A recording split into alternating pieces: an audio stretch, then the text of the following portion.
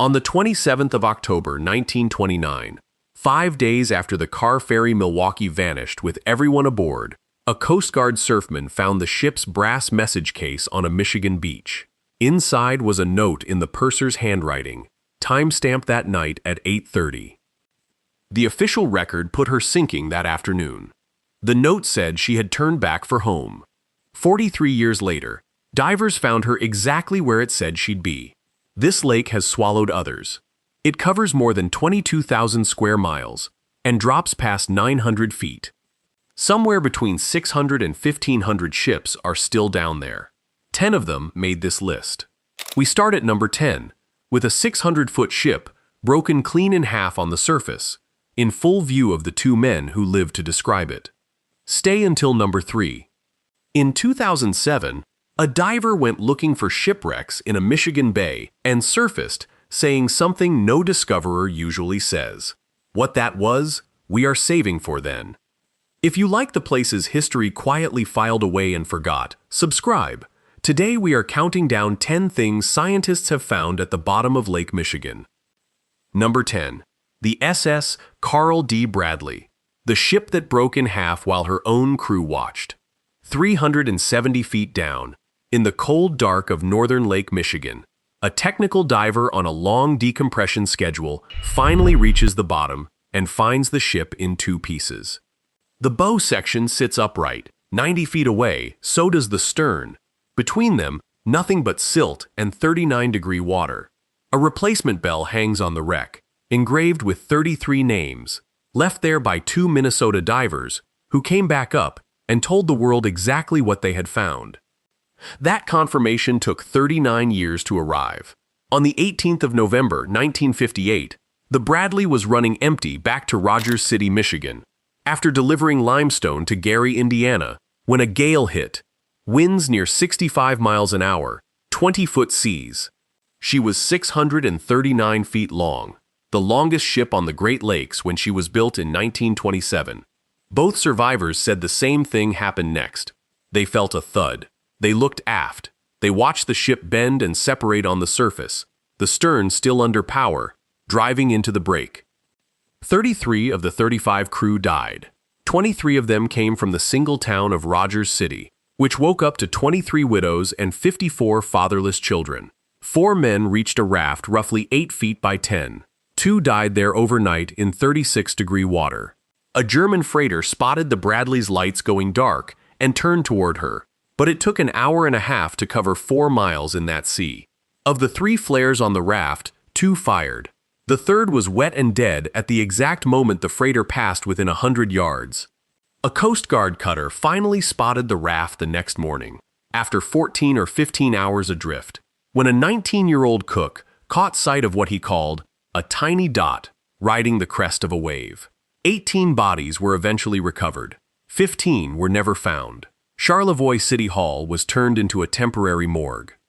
Here's the detail that stops people cold. The 2 survivors spent the rest of their lives insisting the ship broke apart on the surface. The owners commissioned their own survey the following spring, conducted in secrecy, without impartial witnesses, and it concluded the hull was intact. That report stood for 39 years against 2 eyewitnesses. Only in 1997 did a robot camera finally crawl the bottom and prove them right. Survivor Frank Mays lived to see it. I saw it go down in 2 pieces on the surface, he said, and now I've seen it in 2 pieces on the bottom of Lake Michigan. He died in 2021, having outlived the lie by 24 years. Both halves of the ship are still down there, at the edge of what a human diver can reach. Once a year, Rogers City rings that recovered Bell 33 times. Once for every name the owners spent 39 years insisting didn't need saying. Number 9. The SS Milwaukee, the note in the brass case. Every fact in the note the purser wrote turned out to be true, including the one line in it that was never meant to comfort anybody. She was a railroad car ferry, which is a strange kind of ship, a hole cut into the stern, closed by a gate only about 5 feet high, so loaded railcars could roll straight on. On the 22nd of October 1929, she left Milwaukee at 12:30 noon into a northeast gale, carrying 24 loaded railcars, A cargo of Kohler bathtubs and Nash automobiles worth roughly $720,000, and no radio transmitter. Somewhere in that storm, the sea came in over the stern and bent the gate inward, most likely rail cars breaking their chains and smashing through it from the inside. Water flooded the crew quarters aft. There was no way to call for help. Purser A.R. Sadon sat down anyway. He wrote out exactly what was happening, in the flat language of a man doing his job. Pumps working, sea gate bent, seas tremendous, things look bad. Then he sealed the note in the ship's brass message case and put it over the side.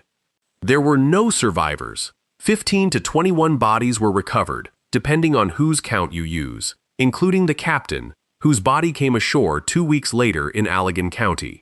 One lifeboat was found half submerged with 4 bodies still in it. The last line of that note was not a farewell. It was bookkeeping. Crew roll is about the same as on the last payday. With the ship going down under him, the purser's final act was to note, like an accountant, exactly who was aboard to die. She sits upright on the bottom today, 3 miles off Fox Point, bow still pointed for the home she never reached, the wound in her stern still visible, railroad cars still standing on her car deck in the dark, the whole hull crusted under nearly 2 inches of invasive mussels. She is on the National Register of Historic Places now. The Milwaukee diver who found her wreck by accident in 1972, testing surplus Navy sonar, had found another lost ship the year before, one still ahead on this list. Some divers find wrecks. This one kept finding graves. Number 8. Northwest Orient Flight 2501. The Hole in the Lake. A DC-4 does not simply disappear. It carries 4 radial engines, each one a solid block of iron. And iron is exactly what sonar is built to find. That is what makes this one strange. On the night of the 23rd of June, 1950, the flight left LaGuardia, bound for Seattle by way of Minneapolis. Near Benton Harbor, the captain radioed that he was descending because of weather. He was never heard from again. 58 people were aboard, 55 passengers, 3 crew, and it was, at the time, the deadliest commercial air disaster in American history. Shore witnesses that night reported an engine sputtering and a flash of light out over the water. Searchers recovered an oil slick, seat cushions, a logbook, and human remains that washed ashore between Benton Harbor and South Haven. No wreckage, no engines. The Civil Aeronautics Board concluded only that the plane hit the water at high speed and came apart, and never determined why. Unidentifiable remains were eventually buried in 2 mass graves on shore. The modern search began in 2004, with the Michigan Shipwreck Research Association and Clive Cussler's underwater exploration team working together, and it ran for 20 years. They covered something like 600 to 700 square miles of lake bottom. What they found instead of the plane was other people's wrecks, 9 to 11 of them, forgotten schooners and steamers nobody had been looking for, including a passenger steamer that had gone down in 1885 trying to rescue another ship trapped in ice. The lake kept handing over the wrong dead. The search ended in June of 2025, on the 75th anniversary. Valerie Van Heest, who led it, put it plainly. We have found it's impossible to find. Her working theory is that the aircraft broke into pieces small enough to sink past what sonar can even register, into the soft mud at the bottom of the lake. Nothing marks the crash site, because nobody knows where it is. What marks it instead are 2 mass graves on shore, and 20 years of searchers who kept finding everyone else's ghosts instead of theirs. Number 7. The PS Alpena, 10,000 apples in the surf. The PS Alpena left no wreckage anyone could point to. It left apples. She was a wooden sidewheel steamer, and on the 15th of October, 1880, she left Grand Haven, Michigan for Chicago, carrying 10 carloads of them, stacked loose on the open deck. A storm caught her mid-lake before dawn. 3 separate ship captains watched her struggle through that morning. At one point, lying on her side, one paddle wheel clear of the water, and could do nothing about it.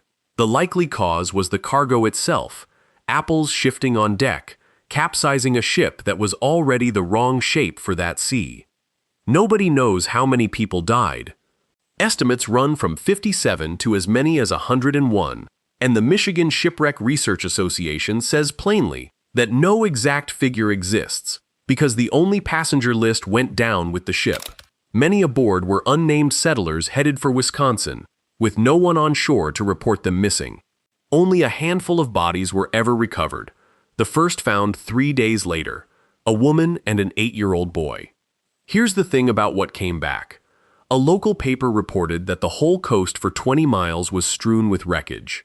Shingles, lumber, pails stamped with the ship's name, and thousands of apples, bobbing in the surf at Saugatuck for days. An uncovered piano washed up near Holland. That was the entire visible record of a disaster that may have killed 100 people. Fruit and furniture, spread across a beach. The Alpena has never been found. 29 years after she sank, one of her paddlebox nameboards finally washed ashore near Holland, the ship sending in a piece of herself, decades late. The stretch of shoreline where her wreckage came in is still called Alpena Beach, named for a ship that has never once been located. Number 6. The Rouse Simmons. The trees still have their needles. Every December, a Coast Guard cutter called the Mackinac sails from northern Michigan to Chicago's Navy Pier, loaded with roughly 1,200 Christmas trees, and volunteers hand them out to families across the city. The tradition exists because, in 1912, a different ship never made it. Captain Herman Schooneman had run Christmas trees down to Chicago for years, cut in the Upper Peninsula, sailed 300 miles, sold off the deck at the Clark Street Bridge. His ship, the Rouse Simmons, was a 44-year-old wooden schooner. On the 22nd of November, 1912, he loaded her with thousands of evergreens, took on an unknown number of lumberjacks looking for a ride south, and sailed into a northwest gale. A lighthouse keeper spotted her flying a distress signal the next afternoon and logged the moment himself. Snow and darkness ended the rescue attempt before it began. Nobody aboard was ever seen again. Somewhere between 16 and 23 people, depending on how many hitched a ride that never got written down. She was found in October 1971, at 165 feet, by a Milwaukee diver testing sonar for fun. What he found inside her hold is the reason this story is still told. The Christmas trees were still stacked there. The ones near the bottom of the pile, protected by the cold and the silt, still had their needles. Divers also found her port anchor chain run out and buried in the sand, proof the crew tried at the last moment to hold their ground, and found her bow dug into a hole she'd punched into the lake bed on impact. In 1924, 12 years after she went down, Wisconsin fishermen pulled Captain Schooneman's wallet up in their nets, wrapped in oilskin. The paper inside was still readable. His widow kept selling Christmas trees on those same docks, by rail instead of by sea, until she died in 1933. The wreck sits today inside a federally protected marine sanctuary, but that is not the detail people remember. What they remember is that the trees, somehow, are still down there. If you're finding this one interesting, leave a thumbs up and tell us in the comments which of these wrecks has surprised you most so far. We read every one. Number 3 is still coming. That's the one I mentioned at the start. Number 5. The WWII aircraft graveyard. The aircraft carriers that were paddle steamers. To train carrier pilots without sending them anywhere near a submarine, the United States Navy bought 2 Great Lakes excursion boats, cut off their upper decks, and bolted a flight deck across the top of each one. No hangar, no elevator, no guns. Just paddle wheels, a smokestack, and a runway, steaming in circles off the Chicago skyline in full view of the beach. Sailors called them the Corn Belt Fleet. Between 1942 and 1945, these 2 ships, the USS Wolverine and the USS Sable, qualified somewhere around 15,000 to 18,000 pilots in over 120,000 landings. On the Sable's best single day, 59 pilots qualified in 498 landings, roughly 1 a minute, for nearly 9 straight hours. The Navy's own count puts the number of aircraft that went into the lake at 128. 8 pilots died doing it. One of them, on the Sable, in August of 1943, was a 19-year-old ensign named George H.W. Bush. The cold fresh water underneath them turned out to be a kind of time capsule. Recovered aircraft have come up with the tires still inflated, the leather seats still soft, the crankcases still full of oil. One dive bomber pulled from the lake had survived the attack on Pearl Harbor and come home from the Battle of Midway with more than 200 holes in it. A year later, it ditched trying to land on the Sable. It was raised in 1994 and is the only aircraft that fought at Midway that still exists anywhere in the world.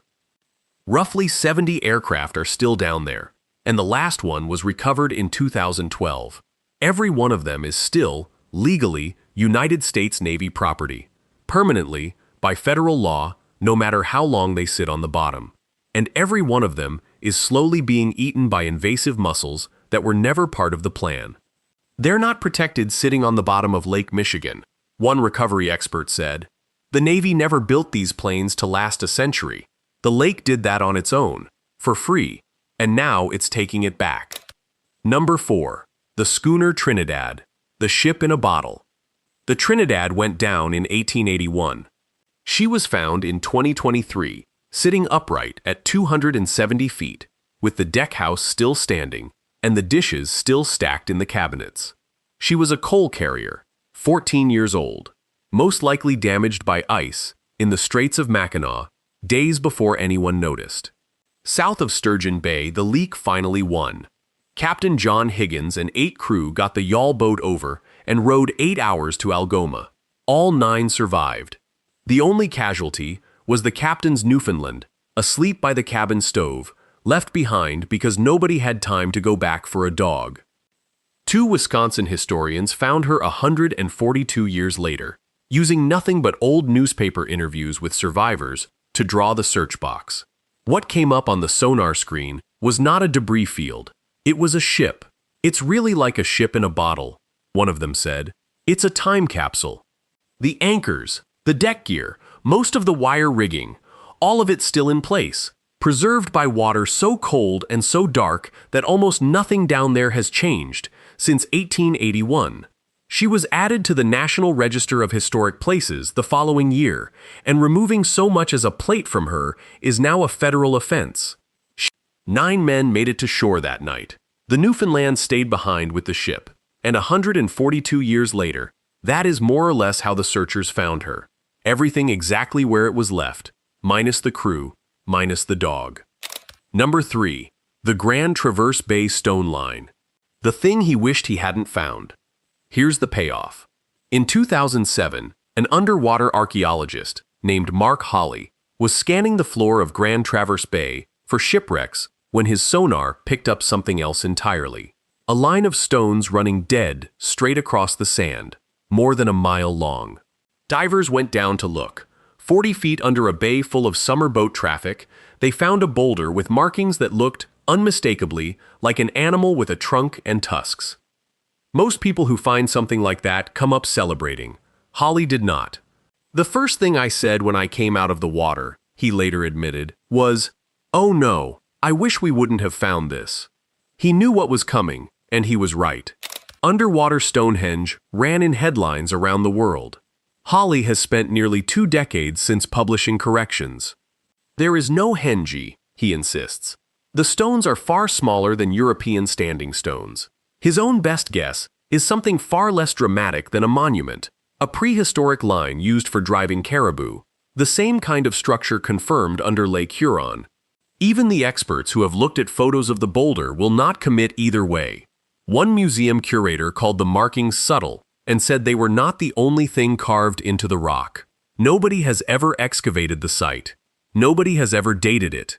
And to this day, at the request of the Grand Traverse Band and for the site's own protection, nobody outside a small circle knows exactly where it is. If the carving on that boulder is what it looks like, it would be the only mastodon petroglyph anywhere in the Western Hemisphere. Nobody can prove that. Nobody has disproven it either. It just sits there, 40 feet down, underneath the water skiers, waiting for someone with the right credentials to finally go take a look. Number 2. Le Griffon, 17 times found, never found. Michigan's state maritime archaeologist has personally investigated at least 17 separate claims that someone found Le Griffon. 2 of them turned out to be actual ships. The Griffon was the first European sailing vessel on the upper Great Lakes, sent home loaded with furs by the explorer La Salle in September of 1679. She never arrived. Ever since, finding her has been the single biggest prize in Great Lakes archaeology, which is exactly why people keep claiming to have done it. In 2001, a diver named Steve Libbard snagged a timber near Poverty Island in northern Lake Michigan. Bam, he said. Bumped into something. 12 years of litigation with the state later, he finally got to excavate it in 2013, with the actual director of France's National Underwater Archaeology Service standing on site. What came up was a 19-foot oak timber with 3 wooden pegs. Nothing was attached to it. No hull, no debris field. The most likely explanation, according to skeptics, is that it was a stake driven into the lakebed to hold up a fishing net. A separate 2014 claim turned out to be a tugboat with a steam boiler. A giveaway, since the Griffon predates steam engines by 2 centuries. A 2018 claim turned out to be visible on ordinary aerial photographs, and dated a century too late. Michigan's own archaeologist described what these hunts usually turn up: telephone poles, pieces of people's barns, piles of rocks. As of last year, Libbard still maintains it's the Griffon. Nobody official agrees with him. Somewhere in that lake, there may really be a ship from 1679. So far, everyone who has announced finding her has been wrong. Number 1. The Francisco Morazan, the wreck that belongs to the birds. Somewhere off a Michigan island, there is a rusting freighter that the birds have entirely taken over, and it is there because a 24-year-old on his first command sailed into a snowstorm 2 days after Thanksgiving.